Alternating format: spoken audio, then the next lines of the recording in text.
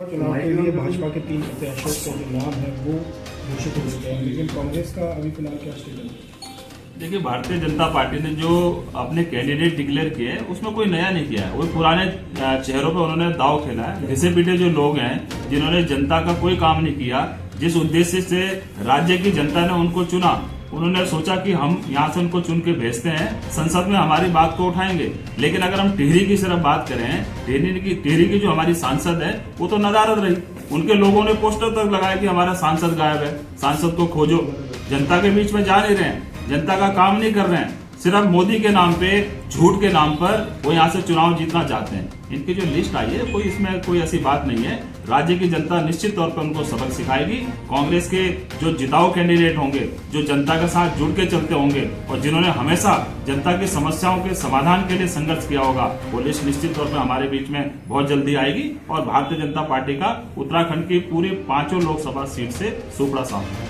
जिस तरह आप कह रहे हैं कि पुराने सांसदों को इन्होंने दोबारा से प्रत्याशी बनाया है, टीवी से बात आ रही है कि आपके ही मनीष खंडूरी जी वहां से लड़ेंगे, तो कहीं ना कहीं आप भी पुराने दावों पे खेल रहे हैं और दूसरों को देखिए जहां तक कैंडिडेट की बात है तो कांग्रेस कोई ऐसा कैंडिडेट नहीं उतारने जा रही है कि जो जनता के बीच में ना जाए।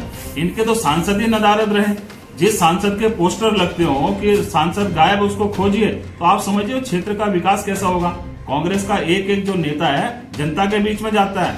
चाहे नारायण दत्त तिवारी जी की बात कर लीजिए, जो हमारी कांग्रेस की जो सरकार रही है उसमें जितने भी हमारे मंत्री रहे हैं, विधायक रहे हैं, सब जनता से जुड़े हैं और जनता की समस्याओं का समाधान करते हैं। भारतीय जनता पार्टी के जो नेता हैं एक बार चुनाव जीतने के बाद 5 साल बाद जनता के बीच में आते हैं, सिर्फ वोट मांगने के लिए, जनता में सिर्फ जुमले छोड़ने के लिए। वो जुमले धरातल पर नहीं उतरते हैं।